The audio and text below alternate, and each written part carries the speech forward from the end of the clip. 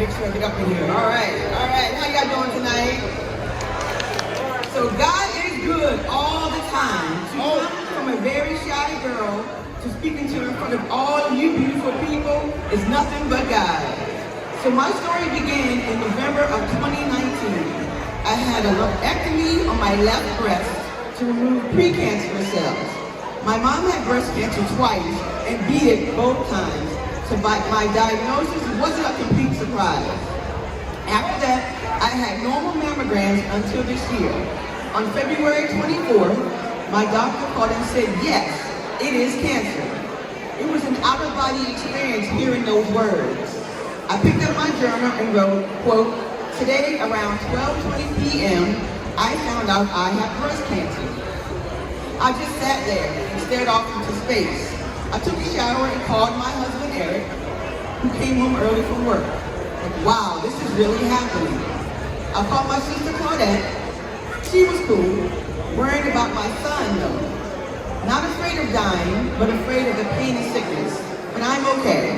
Mom didn't like the trooper, unquote. However, after more tests, I actually got some good news. It was again precancerous cells. We had caught it early enough to where I did not need chemo and radiation. The type of I had was atypical ductal hyperplasia, where the cells are confined to the milk ducts. And there were a lot of them, enough where a mastectomy was really the only course of action. I was ready for surgery right then and there. I had no problem with saying goodbye to a breast. As my husband Eric told me, I would rather have you here with me with no breast than underground with both breasts. I had my surgery in May. While I was waiting to be taken to the operating room, I took pictures and texted my siblings and my husband. I wanted them to know that yes, I'm having surgery, but I'm actually okay. I was very fortunate to have very funny and supportive family members, some who were in the audience tonight. And so the text thread was hilarious. Recovery was hard, especially trying to sleep at night.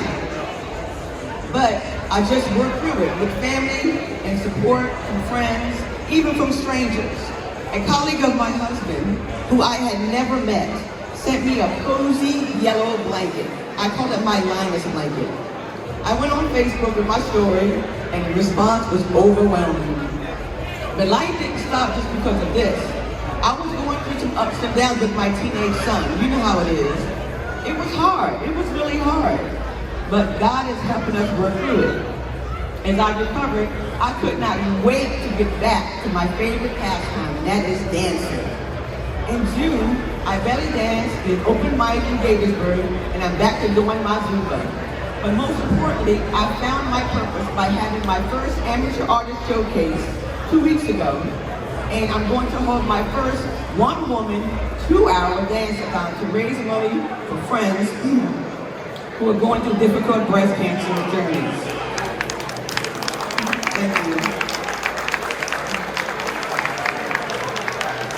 I know this journey is not over.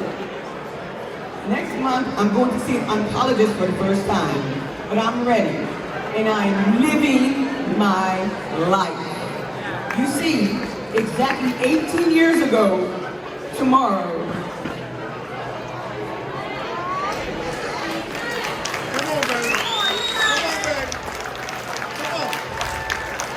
18 years ago tomorrow, kidney cancer took my brother Robbie at 52. I'm 53. My only wish is that both my parents, both who are gone now, were here to see me. I hope they are proud. Thank you.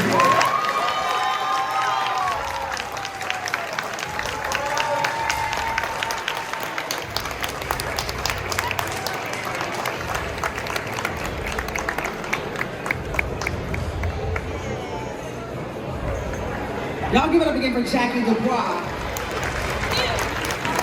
The Q.